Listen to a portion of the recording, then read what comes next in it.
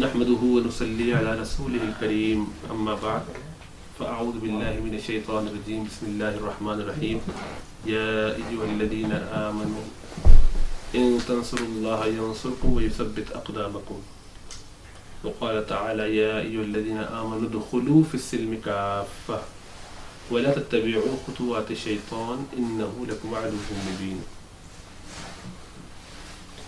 ایمان والوں سے اللہ تعالیٰ کا یہ تقاضا ہے کہ وہ پورے کے پورے دین میں آ جائے، دین میں پورے کے پورے داخل ہو جاؤ. اے ایمان والوں داخل ہو جاؤ دین کے اندر، اسلام کے اندر پورے کے پورے.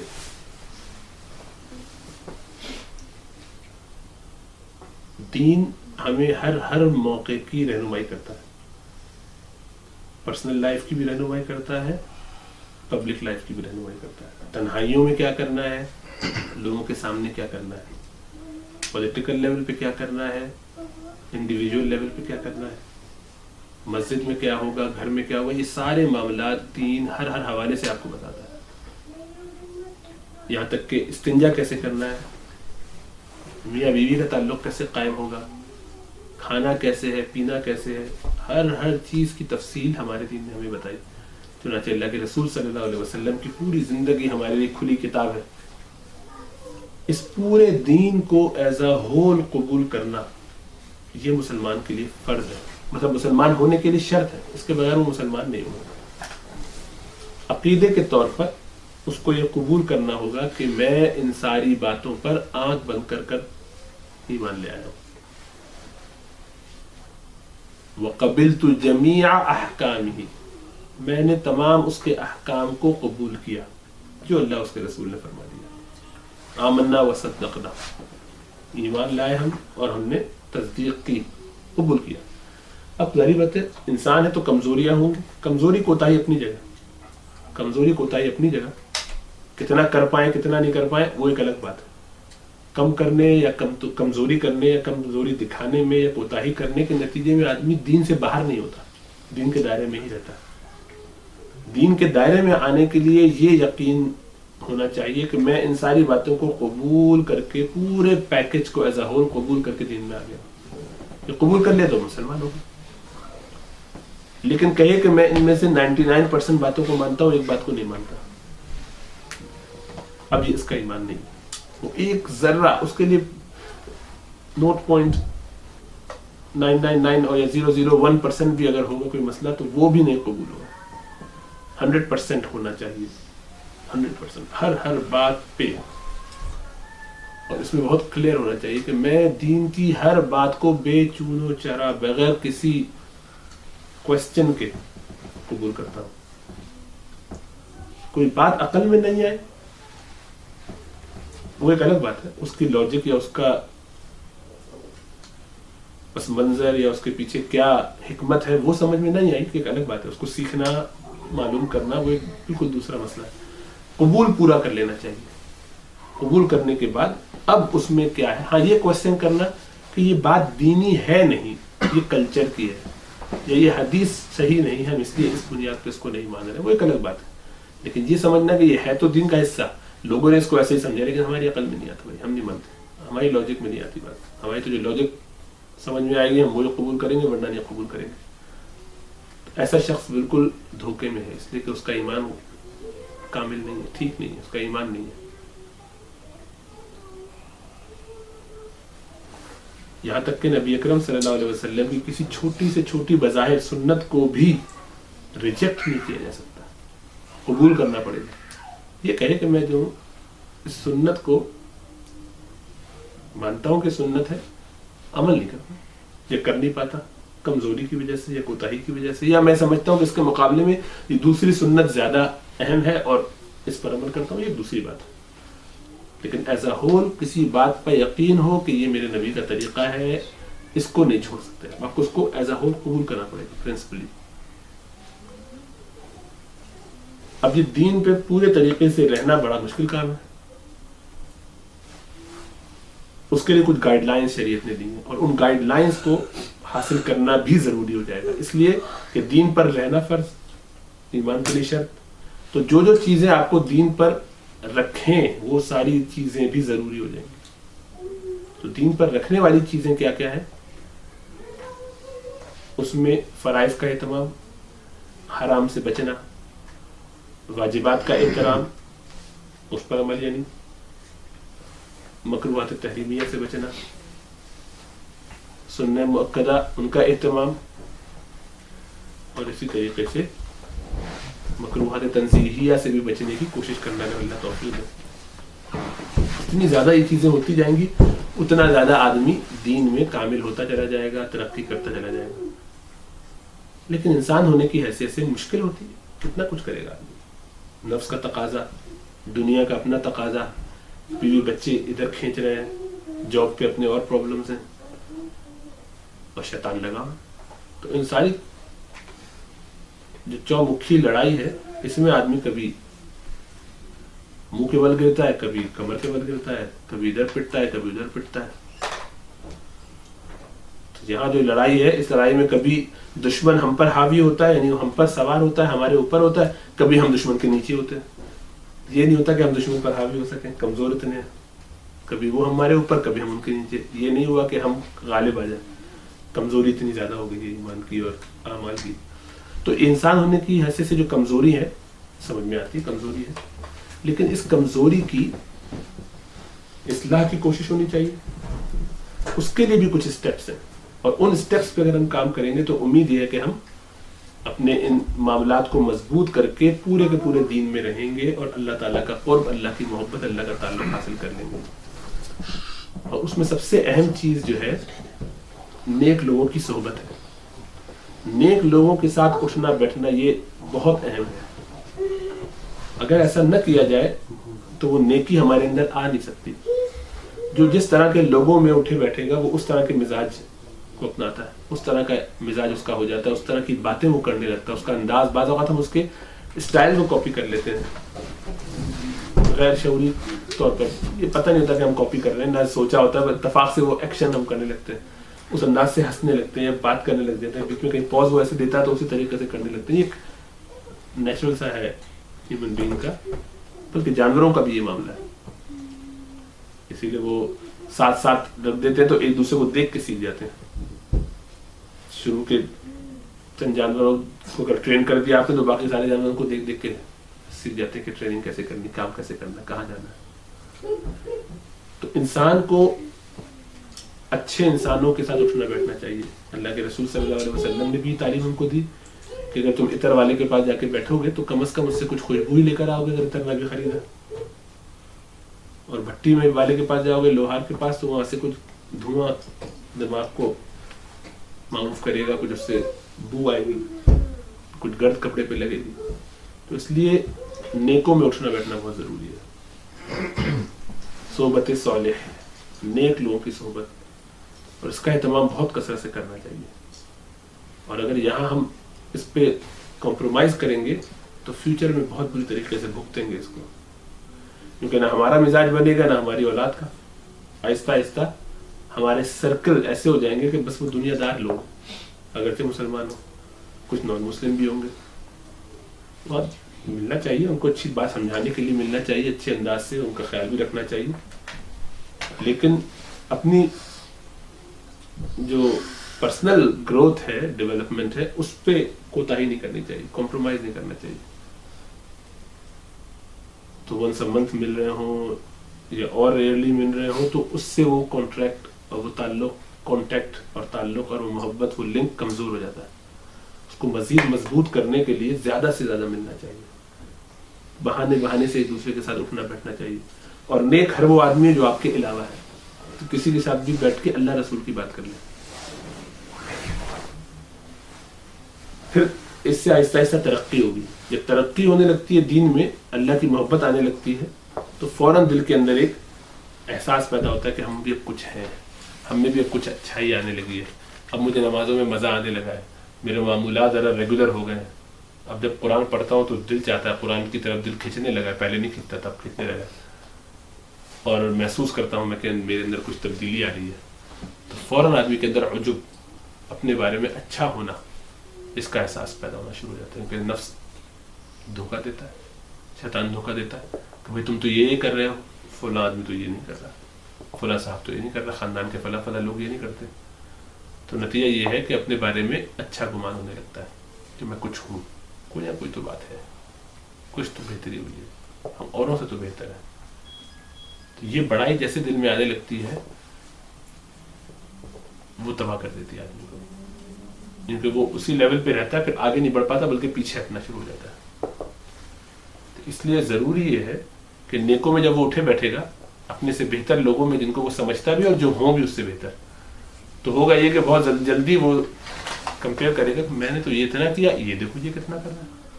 اچھا میں تو روزانہ 1 صفحہ پڑھتا ہوں قرآن کا، یہ تو روزانہ آدھا سپارہ پڑھتا ہے، تو مجھ سے بہتر ہے. میں اتنی تسبیحات کرتا ہوں، یہ اتنی تسبیحات کرتے ہیں، مجھ سے تو بہت زیادہ کرتا ہے. جاب دونوں کی جیسی ہے، کام دونوں جیسا کرتے ہیں، ان کے بھی اتنے بچے، ہم دونوں ایک طرح سے پھنسے ہوئے ہیں دنیا کے اندر، لیکن یہ اتنا کر رہے ہیں، ہم کیسے نہیں کر رہے؟ اس کا مطلب ہے ہم بہت خراب ہیں، یہ بہتر ہو گیا. تو فوراً اپنے سے بہتر کو دیکھا تو دوبارہ اسی اوقات میں آ گئے جس اوقات میں پہلے تھے. پتہ چل گیا کہ ہم کون ہیں، کمزوری اپنے سامنے نظر ہے. تو اس لیے نیکوں کے ساتھ بیٹھنے کا ایک فائدہ یہ بھی. تو اس لیے آج ہمارے شیخ سلیم دھراج صاحب نے بڑی زبردست بات کی، حافظ اللہ، فرماتے ہیں کہ جب عمل کرنے کا وقت آئے، نیکیوں کا جب وقت آئے، تو اپنی زندگی کو بہت مختصر سمجھتے ہوئے عمل کرو. یہ کل مر سکتا ہوں، ابھی مر سکتا ہوں، یہی آخری چانس ہے، کچھ دین کا کام کر لو، چند منٹ رہ گئے، کچھ تسبیحات کر لو، کچھ قرآن پڑھ لو، کچھ استغفار کر لو، اللہ سے تعلق بنا لو. کیونکہ زندگی تو کبھی بھی ختم ہو سکتی ہے. موت جو ہے وہ 20 سال کی عمر میں بھی آ سکتی ہے، 50 سال کی عمر میں بھی آ سکتی ہے، اور میری عمر جہاں تک ہے اس کے اگلے لمحے میں بھی آ سکتی ہے. تو اپنی اپنی عمروں میں ہمیں کبھی بھی موت آ سکتی، تو اپنی تیاری اس کے حساب سے کرو کہ میں کبھی بھی مر سکتا ہوں. لمبی پلاننگ نہ کرو کہ پتہ نہیں 6 سال کے بعد کریں گے. ابھی یہ والی جاب کر لیتے ہیں، اس جاب میں شروع میں تو 2-3 سال کا رگڑا ہے، لیکن پلاننگ یہ ہے کہ ان 2-3 سالوں میں خوب کما کے، گھر ور اپنا بنا کے، بچے سیٹل کرا کے، پورا جب سب ہو جائے سیٹ، اس کے بعد دین میں لگ جائیں گے، بس سب چھوڑ چھاڑ کے.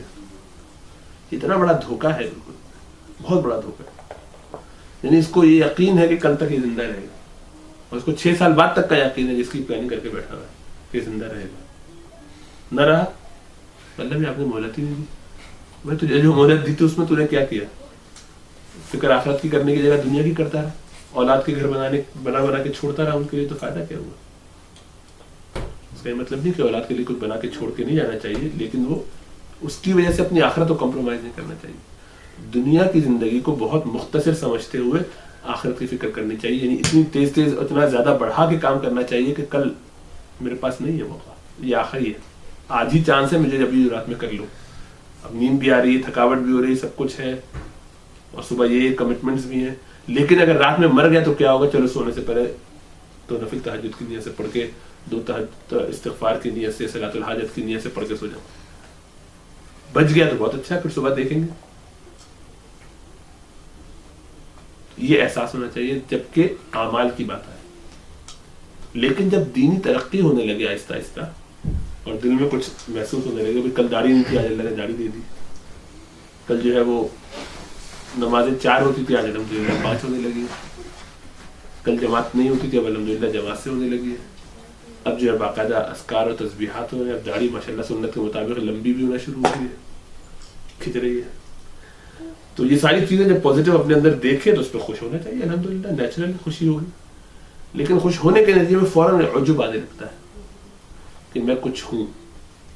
دوسروں کو حقیر نہیں سمجھتا بھی، وہ تو تکبر ہو جائے گا. تکبر کا مطلب کسی کو حقیر سمجھنا، اپنے آپ کو بڑا سمجھنا، بہتر سمجھنا. تو بڑا نہیں سمجھتا اپنے آپ کو کسی سے، لیکن اپنے بارے میں ایک اچھا گمان کرتا ہے کہ I am something، کوئی خاص بات تو ہے، ایسا تو نہیں ہے کہ بالکل ہی میں خالی ہوں، کچھ ہے میرے پاس بھی.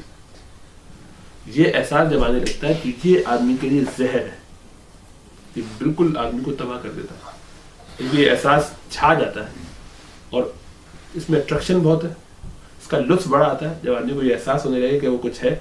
پھر 4-6 لوگ آس پاس رہنے والے تعریف بھی کرنا شروع کرتے، بیگم بھی کہنا شروع کرتے، چہرے پہ بڑا نور نظر آ رہا آپ کی داڑھی بڑھنے سے.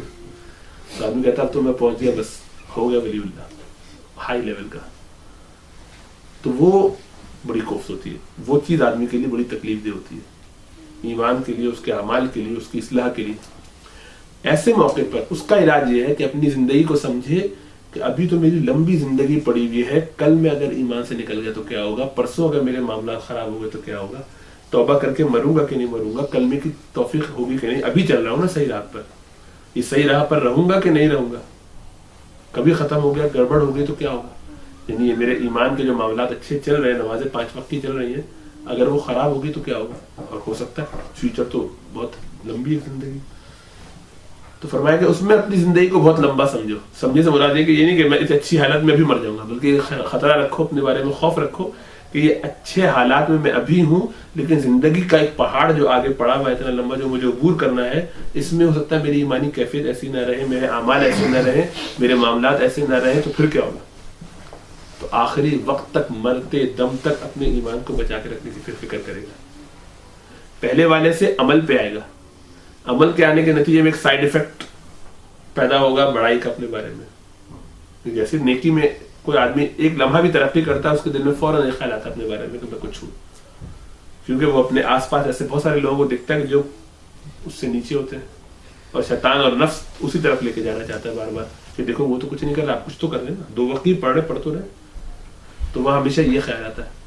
تو اس احساس کو فوراً دبانے اور ختم کرنے کے لیے وعلیکم السلام ورحمۃ اللہ, فوراً یہ آدمی رکھے کہ نہیں, زندگی میری بہت لمبی ہے, مرنے کا پتہ نہیں کب ہوگا, قیامت پتہ نہیں کب آئے گی, اور اس عرصے میں اگر میں نے اپنے کام سارے صحیح نہیں کیے اور اس حالت میں دنیا سے چلا گیا تو کیا ہوگا, توبہ کی توفیق ہوگی کہ نہیں. تو ابھی تو میں بہت اچھا چل رہا ہوں, کل کا پتہ نہیں, پرسوں کا پتہ نہیں. تو آدمی کے اندر کبھی بھی بڑائی نہیں آئے گی. تو یہ سٹیپس ہیں جو کہ اس کو صحیح راہ پہ رکھتے ہیں. خود بھی اس طرح سے مراقبہ کرتا رہے, سوچتا رہے, خیال کرتا رہے, لیکن کسی کے ساتھ ہوگا, کسی کو اپنا استاد بنا کے چلے گا جو اس کو گائیڈ کرے, تو اس کی زندگی بہت آسان گزرے گی. ایک آپ کا اندازہ ہے, یہاں سے آپ برمنگھم جانا چاہتے ہیں اور آپ کو اندازہ ہے کہ راستہ کیا ہے, رف ایسٹیمیٹ پہ نکل جائے گا, تو بہت پاسبل ہے کہ آپ پہنچ ہی جائیں, اور پہنچ بھی جاتے ہیں اکثر لوگ. کچھ لوگ مشیر بناتے ہیں, کسی سے مشورہ کرتے ہیں. مشیر کا مطلب یہ کہ آپ نے جانے لگے A406 سے, اب وہ M1 لینا چاہ رہے ہیں تو کسی سے مشورہ کر لیے M1 کہاں ہے, تو وہاں تم یہاں پر مشیر آسان ہے کیونکہ بورڈ خود ہی مشیر بنے ہوئے جگہ جگہ, تو وہ مشیر ہے. جیسے موقع آیا تو ان سے ان کا مشورہ دیکھا کہ یہاں سے اتنے کلومیٹر پہ یا اتنے میل پر یہ آئے گا, ایگزٹ یہاں سے لے لیجیے. اس پہ سائن لکھی ہوئی تھی, سائن دیکھ کے فالو کر لیا اس کو. پھر 15-20 منٹ کے بعد پھر کوئی سائن آیا, اس سے اطمینان ہوگا کہ صحیح راستے پہ ہوں, چلتے ہیں. تو یہ ہے مشورہ کرنا, یہ بھی ٹھیک ہے اور اس سے بھی فائدہ ہو جاتا ہے, کام بن جاتا ہے. لیکن دوسرا ہے کہ کسی کو اپنا شیخ بنا لے. شیخ یعنی ٹوم ٹوم, نیویگیشن. اب گاڑی میں ٹوم ٹوم لگا دیا, نیویگیشن لگا دیا, اس نیویگیشن میں فیڈ کر دیا کہ شیخ ٹارگیٹ یہ ہے, وہ خود ہی بتاتا رہے گا. اب آپ کو بورڈ دیکھنے کی ضرورت نہیں ہے, دیکھیں یا نہ دیکھیں ضرورت نہیں ہے اس کی, یہ خود آپ کے ساتھ بیٹھے ہوئے مستقل آپ کو بتا رہے ہیں, رائٹ پہ موڑو, لیفٹ پہ موڑو, اتنا میل پہ یہ کرو, یہ یہاں سے راؤنڈ اباؤٹ, سب تفصیل سمجھا ہے. بلکہ پھر راستہ گڑبڑ ہوا یا پھر راستہ بلاک ہے, ٹریفک تھا, بتا دیے, پہلے سے بتا دیں کس راستے میں گڑبڑ نظر آتی ہے, آگے سے اتنے میل پر جو ہے وہ ٹریفک بلاک ہے ایکسیڈنٹ کی وجہ سے, تو یہاں سے ڈی ٹور کر لو, یہ جیسے یہ ایگزٹ لو, آگے سے گھوم کے اس کو بائی پاس کر کے وہاں سے نکل جائیں گے. تو آدمی بڑی دعائیں دیتا ہے کہ یار کمال ہو گیا, تو بڑی بچت ہو گئی. کل ہی ہمارے ساتھ یہ ہوا معاملہ, تو بڑی تسلی ہوئی الحمدللہ. ہم 2 گھنٹے میں پہنچے, کچھ لوگ ہمارے 1 گھنٹہ اور ان کو لگا. یہ کوئی انڈیکیشن پہ توجہ نہیں دی انہوں نے اور نکل گئے. تو میں تو بغیر شیخ کے جاؤ گے تو یہ ہوگا. سمجھ گئے. تو شیخ کا کام یہ ہے کہ وہ شیخ آپ کو رہنمائی کر دیتا ہے, کیونکہ وہ اس راستے سے 10 دفعہ گیا ہوا ہے, آتا جاتا رہا ہے. کوئی راستہ اس پہ گزرتا رہا ہو تو اس کو معلوم ہے راستہ کہ یہاں سے لوگ وہاں سے لوگ. اور جب آپ خود چیمپئن ہو جائیں اور آپ کو وہ راستہ آنے لگے تو آپ دوسروں کو لے جا سکتے ہیں. تو شیخ یا لیڈر یا اپنا اسپریچول ماسٹر اس کو کہیے, اس کو پیر کہیے, اس کو مرشد کہیے, جو بھی, اس کا کام یہ ہے کہ وہ آپ کو اس راستے پر لے جائے. تو وہ ایسے بزرگ سے, اللہ والے سے تعلق رکھنے کا فائدہ یہ ہوتا ہے کہ آپ کو دیر اینڈ دین ایک گائیڈنس مل جاتی ہے. آپ اپنی حالت اس کو بتاتے رہتے ہیں, وہ آپ کو اسیس کر لیتا ہے اس سمٹم کی بیس پر کہ آپ میں بھی کون کون سی بیماریاں ہیں, اور ابھی آپ کس اسٹیج پر ہیں, روحانیت کے کس اسٹیج پر ہیں, اور بیماریاں کیا کیا ہیں. بیماریوں کا وہ علاج بتا دیتا ہے. جس اسٹیشن پہ آپ ہیں اس کے بعد آپ کو اگلے اسٹیشن پہ جانے کے لیے کیا کیا کرنا چاہیے وہ بتا دیتا ہے. اب آپ 0 پوائنٹ پہ کھڑے ہوئے ہیں, پلان ہے آپ کا برمنگھم جانے کا, لیکن آپ یہاں سے ہلنے کے لیے تیار نہیں ہیں, دھکا اسٹارٹ بھی نہیں ہو رہا, تو ظاہر بات ہے کچھ بھی نہیں ہو سکتا. تو دھکا لگانے کے لیے بار بار ان کی انکریجمنٹ چاہیے. تو جیسے آپ نے, کیونکہ وہ مستقل جب وہاں سے پرومپٹ آتا رہے گا, بھائی چلو گاڑی اسٹارٹ کرو, سیدھا چلو, نکلو نکلو, تو مستقل وہ جب پرومپٹ ہوتا رہے گا تو امید ہے کہ کبھی دل میں یہ احساس ہوگا باقی میں وقت ضائع کر رہا ہوں, کافی دیر سو لیا, اٹھو, بہت دیر ہو گئی, شام میں پہنچنا بھی ہے. کیونکہ پہنچنے کا تو ارادہ ہے. اگر پہنچنے کا ارادہ ہی نہیں ہے تو پھر تو سب بیکار ہے. اس کا مطلب یہ کہ ابھی آپ نے پاؤں رکھا ہی نہیں ہے, ابھی آپ منزل تک پہنچنے کا پلان ہی نہیں کرتے. آپ نے برمنگھم جانا وانا نہیں ہے, آپ ڈرامہ کر رہے ہیں, خالی بیٹھے رہے, تو پھر ٹھیک ہے, پڑے رہے جہاں پڑے رہے. تو پہلی چیز تو یہی ہے کہ ارادہ تو ہو کہ مجھے یہاں سے فلاں جگہ تک پہنچنا ہے. تو یہ ارادہ جو ہے یہ بہت اہم ہے. اور جب ارادہ کر لیا تو اب چلنا شروع ہوتا ہے. جو لوگ ارادہ کرتے ہیں ان کو مرید کہتے ہیں. مرید کا مطلب ارادہ کرنے والا, جس نے کسی چیز کو حاصل کرنے کا ارادہ کیا ہو اس کو کہتے ہیں. جس ہستی کا یا جس چیز کا یا جس ٹارگٹ کو اچیو کرنے کا ارادہ کیا اس کو کہتے ہیں مراد. تو آپ نے اس راستے سے چلنا شروع کیا تو آپ مرید ہیں, اور آپ کا ارادہ کہاں کا ہے, برمنگھم کا, تو برمنگھم مراد ہے. ہم کہتے ہیں ہماری مرادیں پوری ہو گئی, ہم نے جو چاہا وہ پورا ہو گیا, جو ہمارا ٹارگٹ تھا, جو ہمارا گول تھا وہ اچیو ہو گیا. ایمان میں جب ہم کو اللہ تعالیٰ کہتے ہیں کہ پورے کے پورے داخل ہو جاؤ, پورا داخل ہونے سے چاہتے کیا ہیں, یعنی ہمارا ٹارگٹ کیا بتاتے ہیں, کیا ہے, کون ہے ہمارا ٹارگٹ, اللہ خود ہے. ہم اللہ کو پانا چاہتے ہیں, اللہ کی محبت چاہتے ہیں, کامل سر جھکا کے اپنا اللہ کے آگے آپ کی محبت چاہتے ہیں, آپ کا تعلق, آپ کا قرب, آپ کی رضا, کہ اللہ ہم سے راضی ہو جائے, ایسے راضی ہو جائے کہ ہم سے کبھی ناراض نہ ہو, کامل رضا مل جائے. تو جب ہم نے یہ ارادہ کیا تو اللہ کی رضا یا اللہ خود ہماری مراد, ہم اللہ کے مرید, اور ہمارا ارادہ اللہ کو پانے کا یہ جو ہے اب یہ ٹریک چل رہا ہے.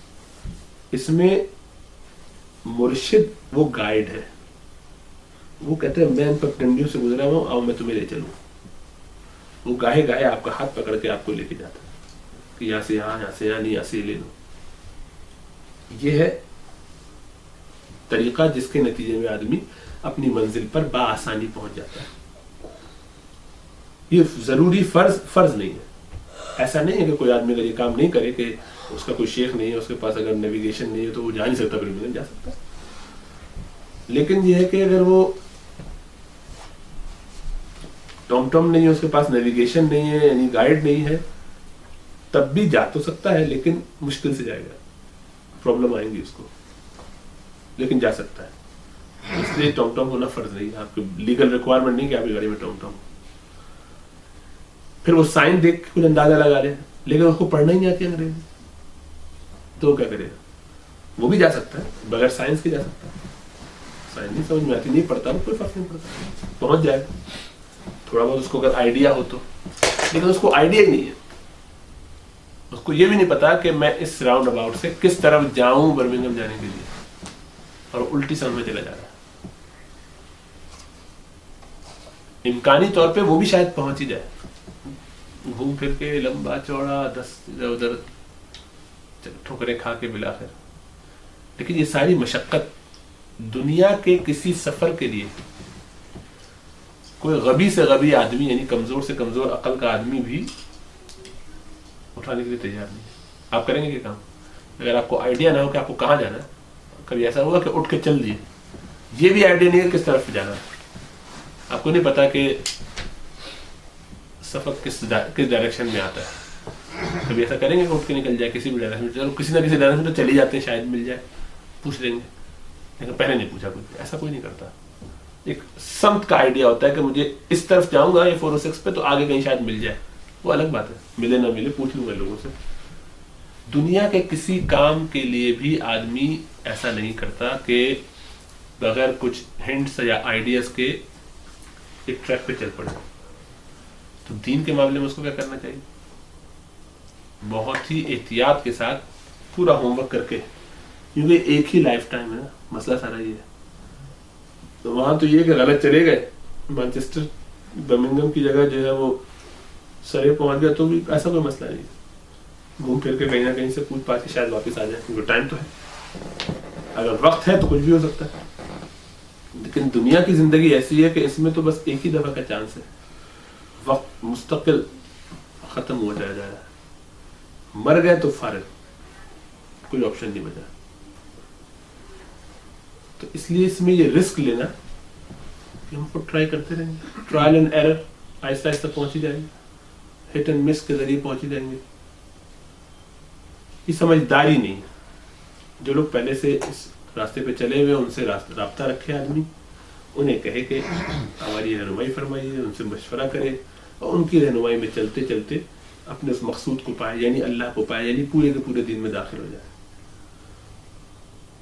تو یہ بات سمجھ میں آتی ہے کہ یہ ریلیٹیولی آسان ہو جائے گا کام، سفر آسان ہو جائے گا. ٹھیک ہے، اب یہ آسان سفر ہے، لیکن اب ہمیں یہ پتہ کیا چلے کہ ہم کس کمپنی کا ٹام ٹام یا نیویگیشن خریدیں. تم پر تو خود ایک کمپنی، کون سی والی نیویگیشن ٹھیک ہے، کون سی اپڈیٹڈ ہے، کس میں کرپشن ہے، کس میں گڑبڑیں بہت ہوتی ہیں، کہ ہر طرح کے آ رہے ہیں. نیویگیشن کی تو اتنی ورائٹی اور گڑبڑیں نہ ہوں، شیوخ میں بہت ہے، 2 نمبری لوگ بہت ہیں موجود. تو 1 نمبر اور 2 نمبر کا فرق کیسے کیا جائے؟ اس کی کچھ شرائط ہیں. پہلی شرط کیا ہے؟ وہ جس کو آپ اپنا گائیڈ بنا رہے ہیں وہ خود شریعت کا پابند ہو، وہ پورا کا پورا دین میں داخل ہو. ہمیں کیسے پتا چلے گا دین میں پورا کا پورا داخل ہے؟ اس کے ظاہری عمل سے، جو ہمارے سامنے اس کی زندگی آئی. اسی لیے کہا جاتا ہے کہ کسی کو جاتے خرید مت لو نیویگیشن کو، 10 لوگوں سے اس کا ریویو لے لو، جس نے استعمال کیا وہ اس سے پوچھ لو. یا شیخ کے معاملے میں کیا کرو، ان کو جا کے سنو، ان کے بیانات سنو، ان کی مجلس میں بیٹھو، دیکھو کہ کچھ مناسبت پیدا ہو رہی ہے، کچھ بات سمجھ میں آتی ہے، کوئی خلاف شرع. شیخ صاحب بیٹھے ہوئے، نماز کا وقت ہے اور وہ اپنی نمازیں چھوڑ کے بیٹھے ہوئے، روزے میں بھی دوپہر کو رمضان کے اندر مرغ و مسلم دبا رہے ہیں اور روزہ نہیں رکھ رہے. اور اسی طریقے سے نامحرم عورتیں ساتھ ہیں موجود، برابر مٹھائی بھی انہوں نے، باقاعدہ دستبوسی بھی ہو رہی ہے، ہاتھ میں ہاتھ دے کے بیعت بھی ہو رہی ہے. تو سارے خلاف شرع کام ہو رہے ہیں. تو وہ ایک بھی خلاف شرع کام کر رہا ہو کھلا کھلا، آپ کو نہیں پتا تو ایک الگ بات ہے، کسی چیز کو آپ جج نہ کریں، لیکن جو چیز کلیئر کٹ حرام آپ کو نظر آ رہی ہو، وہ شخص متبع سنت ہے. جو شخص قرآن کے مطابق، دین کے مطابق اپنی زندگی نہیں گزار رہا ہے، اس کو آپ برا نہ سمجھیں حکمتاً، پتہ نہیں اس کا کیا معاملہ ہو، شاید کوئی ریزن ہو، کوئی ایسی بات ہو جو میری سمجھ میں نہیں آ رہی، لیکن اس سے کنارہ کشی آپ کا شیخ نہیں ہوگا. شیخ تو اس کو ہی بنائیں گے کہ جو دینی طور پر بالکل ساؤنڈ ہو اور پریکٹس اس کی بالکل ساؤنڈ ہو. آج کل جو ہے وہ دکانداری کے لیے بہت کام کرتے ہیں لوگ، کیونکہ مریدوں سے اچھا ڈاکے کا وہ سیٹ اپ ہی نہیں ہے. والنٹری ڈاکہ دبا کے جن کی جیبوں پہ جب چاہو قبضہ کر لو، مرید بناؤ، ان کو اپنے چکر میں ان کو پھنسا کے رکھو، اور حجی نذرانوں کے نام پر دبا دب. تو یہ سب دھوکہ ہے، بات ہے. تو دنیا کمانے کے لیے لوگ کرتے ہیں، اس لیے بہت احتیاط کی ضرورت ہے کہ شریعت کا پورا پابند ہو. نمبر 1. نمبر 2، اچھا اس کا اندازہ تھوڑا سا اس کے آس پاس اٹھنے والوں کو بھی دیکھ کے اندازہ ہوتا ہے، اس کے ساتھ ٹھہرنے والے اٹھنے والے لوگ، ان سے بھی مشورہ، یا اور جو شیوخ ہے ان سے مشورہ، جو اس لائن کے لوگ ہیں ان سے مشورہ. تو آدمی ذرا ہوم ورک کرے، ذرا معلومات کرے، جیسے ڈاکٹروں میں کرتے ہیں. کسی کو خدا نخواستہ کوئی بیماری ہو جائے، دل کا بھی مسئلہ ہو جائے، تو معلوم کرتے ہیں کون ڈاکٹر سب سے اچھا ہے. اب ہمارے یہاں پاکستان میں تو ایسا نہیں کہ آپ کو کمپیوٹر پہ سب کچھ مل جائے، اور یہ بھی نئی چیز ہے. تو ابھی بھی آپ کو دوسرے ڈاکٹر سے پوچھنا پڑتا ہے. کوئی سینئر ڈاکٹر، یا تم بتاؤ فلاں کس طرح کا ہارٹ اسپیشلسٹ کو دکھاؤ، تو آپ کہتے ہو فلاں جو سول میں بیٹھتا ہے یا جنا میں بیٹھتا ہے، ایسی جگہ کے جو آپ ٹرسٹ کر سکتے ہیں. تو یہ ریکمنڈیشن بھی لی جا سکتی ہے. پھر ایسے شخص کو جا کے دیکھیں، تجربہ کریں، اس کی باتوں کو سنیں، پتہ چلے گا اس کی زندگی کیسی ہے، قریب سے اس کو دیکھنے کی کوشش کریں کچھ عرصے. دوسرا، یہ شخص اجازت یافتہ ہو، اس کو کسی شیخ نے اجازت دی ہوئی ہو. کسی شیخ نے کہا کہ تم اس قابل ہو کہ تم یہ کام کرو، انشاءاللہ تعالیٰ تمہاری ٹریننگ ہو گئی ہے، تم دوسروں کو ٹرین کر سکتے ہو، یہ اجازت ہونا ضروری ہے. کوئی خود مستقل بذات بن کے بات کر رہا ہو، اس کے اوپر کوئی موجود نہ ہو شیخ. جیسے تھانوی صاحب فرماتے ہیں رحمہ اللہ کہ جو اپنے آپ کو مستقل بذات بناتا ہے وہ مستقل بدذات ہو جاتا ہے. صحیح نا؟ تو ایسا نہ کرے، بلکہ کسی شیخ سے اس کا کنیکشن رہے، اجازت ملنے کے بعد بھی. بہرحال تو اجازت یافتہ ہو، بہرحال یہ شرط ہے کہ اجازت یافتہ ہو. اور تیسرا یہ کہ آپ کو اس سے مناسبت، کمپیٹیبلٹی، کہ آپ کا بلڈ گروپ اس سے ملتا ہو. بلڈ گروپ سے مراد اصلی بلڈ گروپ کی بات ہے، روحانی بلڈ گروپ. یعنی آپ اس کی بات سنیں تو آپ کو مزہ آتا، اس کی زبان آپ سمجھتے ہو. وہ بول رہا ہے انگریزی اور آپ کو جو ہے 2 لفظ بھی انگریزی کے نہیں آتے اور آپ سمجھ رہے کہ تو آپ کا فائدہ اٹھائیں گے. سائن لینگویج پہ تو کام چلتا نہیں ہے، اصلاح نفس کا کام ہے. یا وہ اس ملک میں رہتا ہے اور آپ کسی اور ملک میں رہتے ہیں اور کمیونیکیشن کا کوئی ذریعہ ہی نہیں ہے.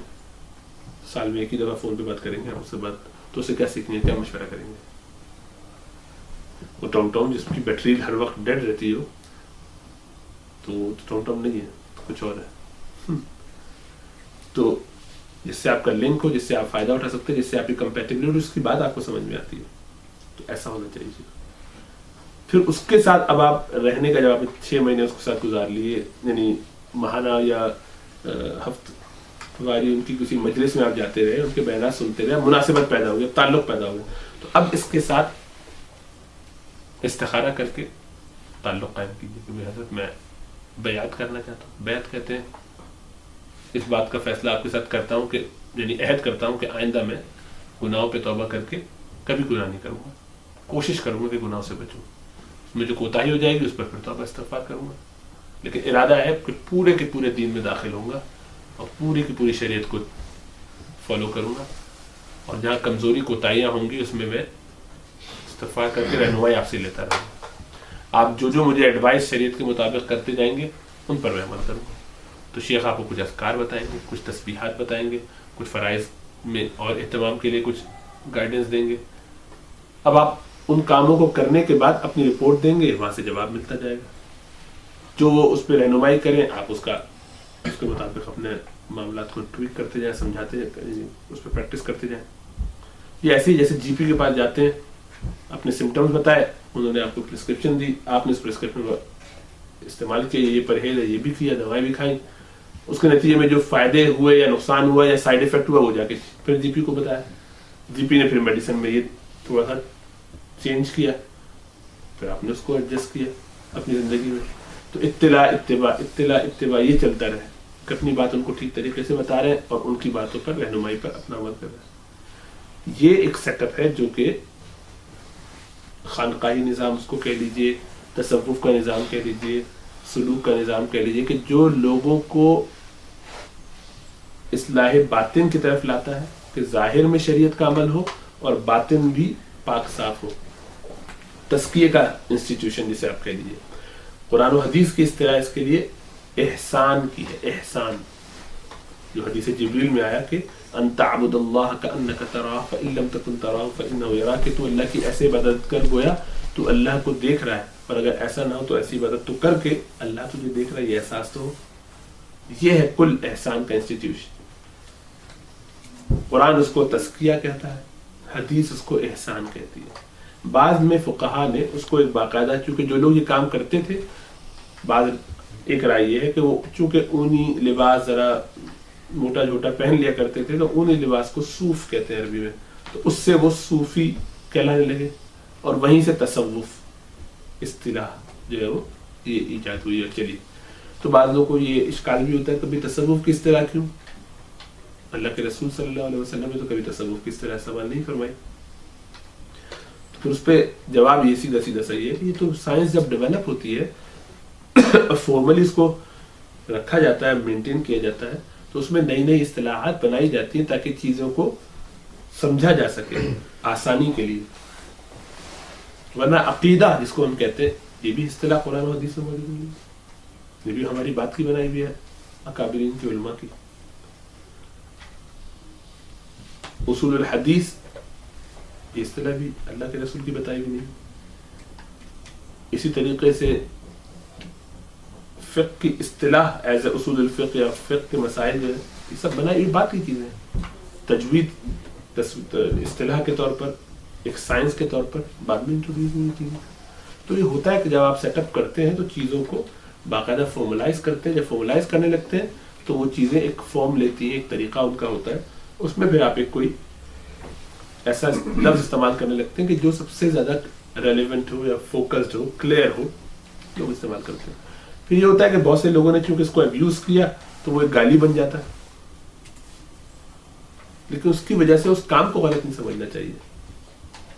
کہ اگر بہت سارے جعلی پیر اور صوفی حضرات گڑبڑ کرنے لگے تو اس کا یہ مطلب نہیں کہ تزکیہ نفس غلط ہو گیا, نعوذ باللہ. تزکیہ نفس تو قرآن سے ثابت ہے اور احسان حدیث سے ثابت ہے. اور ان ساری چیزوں کو اگر آپ چھوڑ دیں گے تو آپ کا پورا دین اس کی عمارت ڈہ جائے گی. اس کی وجہ یہ ہے کہ جب آپ ایمان لائیں اور ایمان میں اخلاص نہ ہو, تزکیہ کے ساتھ ایمان نہ لائے ہو, بغیر تزکیہ کے لائے ہو, بغیر احسان کے ایمان لائے ہو, تو ایمان کیا ہوگا؟ اندر کچھ ہوگا باہر کچھ. اندر سے کافر باہر سے ایمان. تو ایسے شخص کو کیا کہتے ہیں؟ منافق, ہپوکریٹ. تو نفاق ہو گیا. تو بظاہر تو ایمان ہے لیکن ایمان کا قابل قبول نہیں, کیونکہ اس میں تزکیہ نہیں. عمل کر رہے ہیں, بہت اچھے اعمال کر رہے ہیں, نمازیں بھی پڑھ رہے ہیں, حج بھی کر لیا ہے, داڑیاں بھی رکھی ہوئی ہیں, پائچے بھی اوپر ہیں, لیکن کر سارا دکھاوے کے لیے رہے کہ لوگوں میں واہ واہ ہو. یہ فائدہ مند ہے عمل؟ یہ ضائع کیا کہتے ہیں اس کو؟ ریا, دکھاوا, شو آف. کوئی معاملہ اس کو شرک خفی فرمایا حدیث میں, چھوٹا شرک ہے. تو تزکیہ نہیں ہوا ہوگا تو اعمال ضائع ہو جائیں گے, تزکیہ نہیں ہوا ہوگا تو ایمان بھی ضائع ہو سکتا ہے. اس لیے ایمان اور اعمال جو کہ اصل ہیں ان دونوں کو بچانے کے لیے ان کے بیچ میں یہ خون کا کام کرتا ہے. جیسے خون جیسے میں دوڑتا رہتا تو زندگی کی علامت بنتا ہے. اس لیے بہت ضروری ہے کہ بیچ میں یہ تزکیہ اور احسان کا کام رہے گا. اس کو تصوف نہ کہیں آپ, اگر اس کو الرجی ہو گئی ہے تو کوئی بات نہیں, کچھ لوگوں کے ابیوز کرنے کی وجہ سے, لیکن کام یہی ہے. تو دین میں داخل ہونا ہے پورا کا پورا, اور دین میں داخل ہونے کے لیے کچھ چیزیں کرنی پڑیں گی جو فرائض ہیں, اور کچھ چیزوں سے بچنا پڑے گا جو کہ حرام ہے. لیکن نفس چونکہ بہت کمزور ہے, گناہوں میں پڑا رہتا ہے, وہ کھینچتا ہے اپنی طرف, تو اس طرف آنے کے لیے اس کو آسانی نہیں ہوتی, آسانی سے آنے نہیں دیتا, مشکل ہوتی ہے. اس کی آسان ترین شکل یہ ہے, اور بھی شکلیں ہیں لیکن آسان ترین شکل یہ ہے کہ آدمی کسی اچھے نیک آدمی کے ساتھ اپنا تعلق قائم کرے, اس سے سیکھے سکھائے, اس کو اپنا گائیڈ بنائے. یہ ایسے ہی کہ جیسے ٹریننگ کرنا چاہتا ہے, مسلز بنانا چاہتا ہے, پلان کیا ہے کہ میں یو کے چیمپئن شپ کے لیے اپلائی کروں گا, صحیح نا.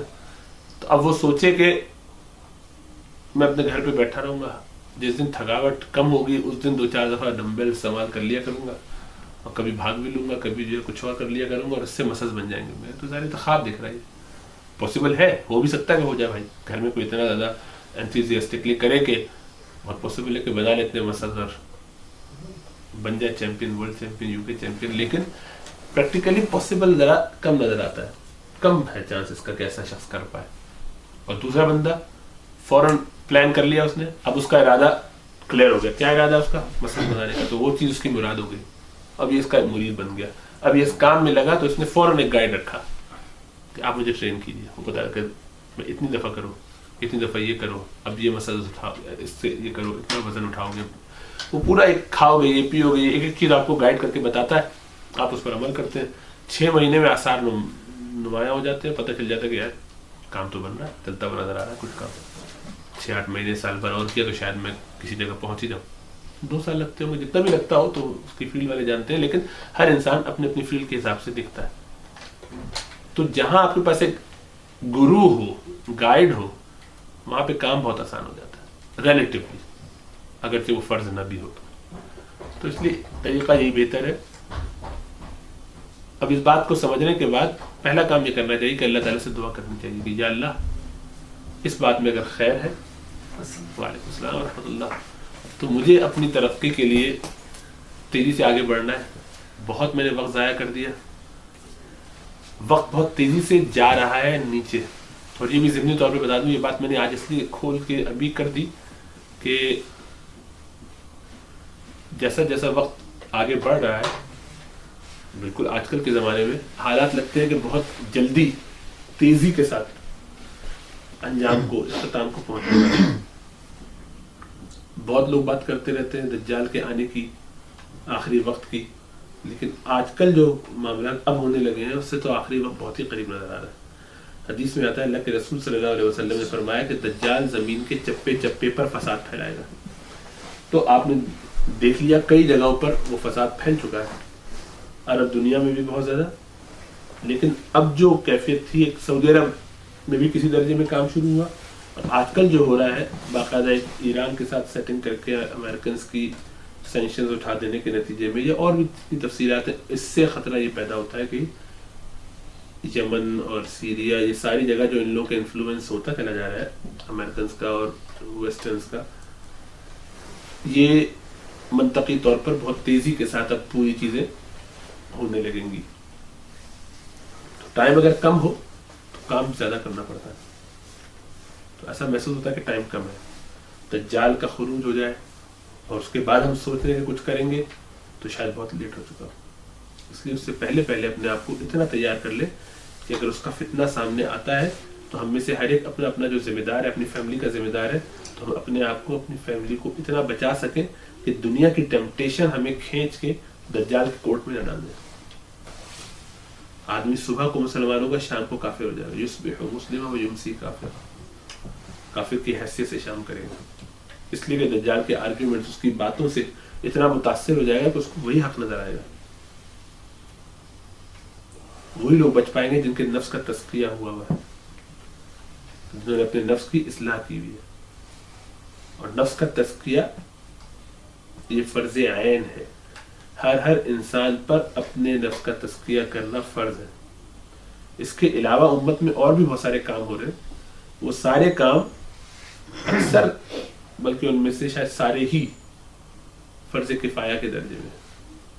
عالم بننا، حافظ بننا، قاری بننا فرض نہیں ہے، فرض کفایہ ہے، فرض عین نہیں ہے، ہر انسان پر فرض نہیں ہے۔ کچھ لوگ بن جائیں، باقی لوگوں کو ضرورت نہیں، اتنے لوگ بن جائیں کہ جو دین کے مسائل سمجھا سکتے ہو، امام بن سکتے ہو، باقی لوگ نہ بنے تو آپ حافظ نہ بنے، فرض نہیں ہے، فرض عین نہیں ہے۔ لیکن کوئی بھی حافظ نہیں ہوگا تو سب کو گناہ ملے گا۔ اتنے ہونے چاہیے کہ جو اس کو پرزرو رکھ سکتے ہیں، جیسے جنازے کی نماز ہوتی ہے، فرض کر لیا تو بس باقی طرف سے ادا ہو گیا۔ اس کا بھی یہ معاملہ ہے کہ عالم بننا خود فرض عین نہیں ہے، فرض کفایہ ہے، کچھ لوگ ضرور ہونے چاہیے، باقی لوگ بنیادی علم ضرور حاصل کریں، جو فرض عین علم ہے، فرائض کا علم، وہ ٹھیک ہے۔ اسی طریقے سے دعوت کا کام، تبلیغ کا کام، دین پھیلانے کا کام، مسلمانوں میں اور غیر مسلمانوں میں ریوائول کا کام، یہ بھی فرض کفایہ ہے۔ علماء اگر یہ کام کر رہے ہیں تو عوام الناس اس سے ایگزمپٹڈ ہے، عوام الناس میں کچھ لوگ کر رہے ہیں تو باقی لوگ ایگزمپٹڈ ہیں، لیکن اپنے اپنے چھوٹے دائروں میں فرض عین کے درجے میں ہے کہ تھوڑا تھوڑا سا اپنے آس پاس کے لوگوں کو، گھر والوں کو خاص طور سے، ان پر، بیوی کو، بچوں کو یہ کرنا پڑے گا، وہاں عین۔ لیکن میں بڑے لیول پہ، بڑی سوسائٹل لیول پر بات کر رہا ہوں کہ وہ فرض کفایہ کے درجے میں۔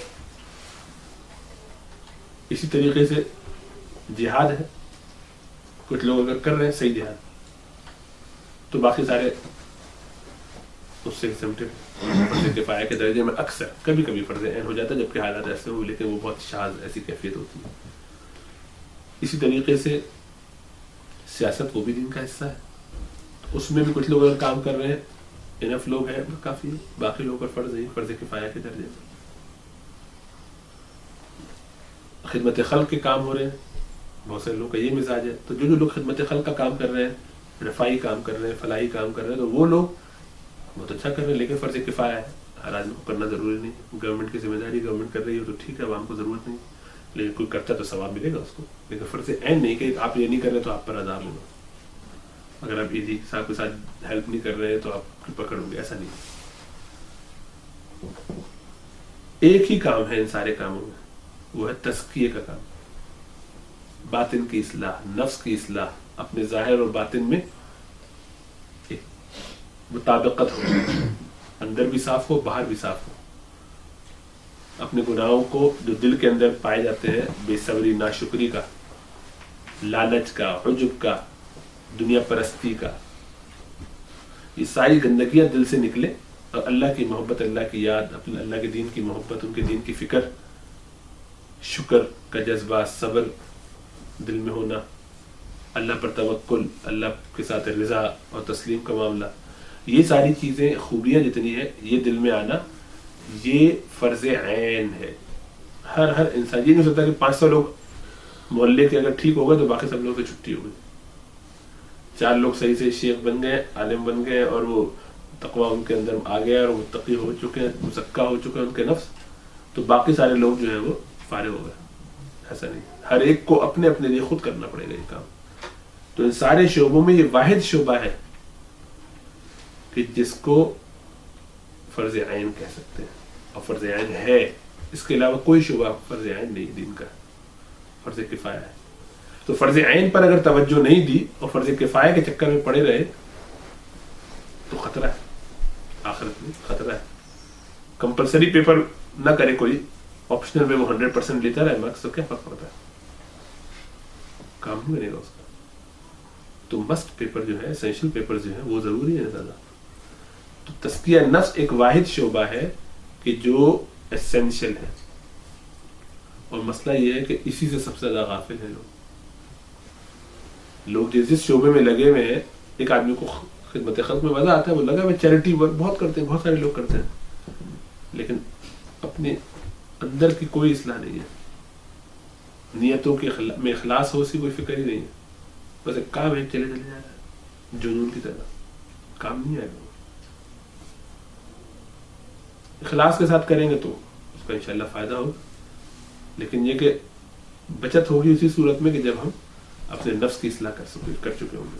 تو یہ فرض عین ہے، اسی لیے اس کو پورا دین سمجھا جا سکتا ہے کہ بھئی دین میں داخل ہو، مطلب یہ کہ اپنا تزکیہ نفس کرو، حرام حلال سے بچو، یعنی حرام حلال کا اہتمام کرو سمجھنے سیکھنے کے بعد، پھر ضمناً ظاہر بات ہے حرام حلال کا سیکھنا بھی فرض ہوگا، اس لیے کہ وہ بچو گے کیسے جب پتہ ہی نہیں ہوگا، تو ضمناً پھر دوسروں کو بتاؤ گے نہیں تو پھر ایک معاشرہ کیسے اچھا بنے گا جو ایک دوسرے کی ہیلپ کرے۔ پولیٹیکل لیول پہ اس پہ محنت نہیں کرو گے تو وہ بھی ضروری اس لیے ہے، جہاد کی بھی ضرورت اسی لیے۔ تو سارے کام ایک دوسرے کو سپورٹ کرنے کے، لیکن الٹیمیٹلی ٹارگٹ یہ ہے کہ ہر آدمی کی جنت بن جائے، اور وہ بنے گی تزکیہ نفس کے ساتھ۔ یہ ساری چیزیں اس میں ہیلپ کرنے کے درجے میں، سپورٹ کرنے کے درجے میں، اس لیے سب تو فرض کفایہ ہے، وہ فرض عین ہے تزکیہ نفس۔ تو تزکیہ نفس کرنا یا اس کی فکر کرنا یہ ہر ایک پر فرض ہے، اس میں یہ چوائس نہیں ہے۔ تو جتنی جلدی ہو سکے اپنے آپ کو کسی شیخ سے وابستہ کر کے، اپنے باطن کی اصلاح کرتے ہوئے، اپنے معاملات کی اصلاح کرتے ہوئے، ترقی کرتے ہوئے، آگے بڑھتے ہوئے، اپنے دل کی اس گندگیوں کو دور کر کے پھر اللہ کی محبت علم اتارنے کی فکر کریں۔ اور زیادہ ٹائم بچا نہیں ہے، ہم آپ چونکہ پیچھے بیک گراؤنڈ ہے، اپنے ملکوں میں اچھے حالات میں رہتے ہیں، رہ کر آئے ہیں، سیکھتے ہیں، آج بھی والدین ماشاءاللہ ان کا سایہ ہے، دادا دادی نہ ہو تو کم از کم والدین کا سایہ ہے، اس سے بہت ساری چیزیں کنٹرول میں رہتی ہیں، برکتیں سمیٹ لیتا ہے۔ اگلی جنریشن کے پاس یہ چیزیں نہیں ہیں، اور وہی سب سے خطرناک ٹارگٹ ہے دجال کا اور اس کی پوری تہذیب کا۔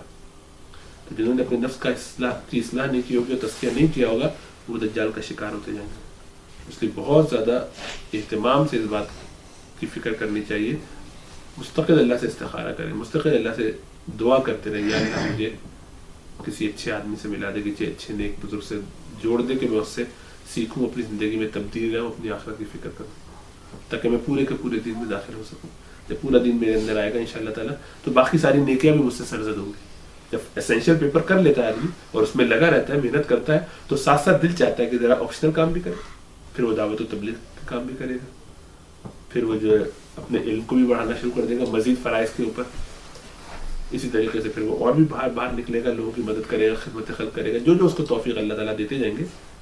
لیکن اصل کام کرنا بہت ضروری ہے، اس سے غافل ہونے کی سزا بڑی خطرناک ہے۔ بہت ہی افسوس اس بات پر ہوتا ہے کہ ہمارے دینی حلقوں میں بھی لوگوں کو اس طرف توجہ نہیں ہے، وہ سمجھتے ہیں کوئی کرتا ہے تو کرے، اس کی مرضی ہے، زیادہ سے زیادہ کوئی ہم پر کوئی لازم نہیں ہے۔ بیعت کرنا لازم نہیں ہے, فرض نہیں ہے, شیعہ بنانا فرض نہیں ہے, لیکن نیکوں کی صحبت میں بیٹھنا فرض ہے. اس لیے حکم دیا کہ کونوا مع الصادقین, لیکن اپنی اصلاح فرض ہے. اب وہ شیعہ بنائے بغیر آج کل پریکٹیکلی حاصل ہونا بہت مشکل ہے. پاسبل تو ہے لیکن بہت مشکل ہے. یہ ایسے ہی کہ بغیر سائن بورڈز کے, بغیر کسی ڈائریکشن کے سینس کے, بغیر کسی ٹوم ٹوم کے نیویگیشن کے آدمی یہاں سے اٹھے اور ایک ایسے شہر جانا چاہے جہاں وہ کبھی زندگی میں اس سے پہلے نہیں گیا, تو اب وہ تکے لگا کے, اور سائن بورڈ بھی نہیں پڑھ سکتا ہے وہ, بائی میں کیسے پہنچے گا؟ شاید ٹھوکریں کھا کھا کے کہیں پہنچ جائے, لیکن مشکل ہے. اس لیے اس مشکل میں اپنے آپ کو ڈالنے سے بہتر ہے سیدھا سیدھا پکا پکایا کام ہوا ہے پکڑیے اور نکل جائیے راستے پر, تاکہ آخرت کی فکر رہے اور اللہ تعالیٰ ہم سے کوئی دین کی خدمت لے, محنت کچھ کرے, تو ان شاء اللہ تعالیٰ اس سے معاملہ درست ہوں گے. صحیح ہے. اللہ تعالیٰ سے دعا ہے کہ اللہ ہمیں عمل کرنے کی توفیق عطا فرمائے, ہمارے لیے نیک اور صالح شیوخ کا بندوبست فرما دے, اور وہ ہمیشہ ہوتے ہیں کہیں نہ کہیں موجود. آپ کو ڈھونڈنا پڑتا ہے, تھوڑی سی بات ہمت کر کے محنت کر کے نکلنا پڑتا ہے, اور اس عرصے میں استخارہ کرتے ہوئے, تعلق بناتے ہوئے, اللہ سے دعائیں کرتے ہوئے ڈھونڈیے, ان کے ساتھ اپنے آپ کو وابستہ کیجیے, اور مستقل اس فکر میں لگے رہیے کہ میں کس طرح اپنی نفس کی اصلاح کر لوں تاکہ اللہ کی محبت میرے پاس آ جائے اور میں دین میں پورا کا پورا داخل ہو سکوں, گناہوں سے بچتے ہوئے, فرائض اور نوافل ان سب کا اہتمام کرتے ہوئے, تاکہ دین و دنیا کی بھلائیاں میں سمیٹ سکوں. اقول قولی ھذا واستغفر اللہ لی ولکم ولسائر المسلمین فاستغفروہ انہ ھو الغفور الرحیم.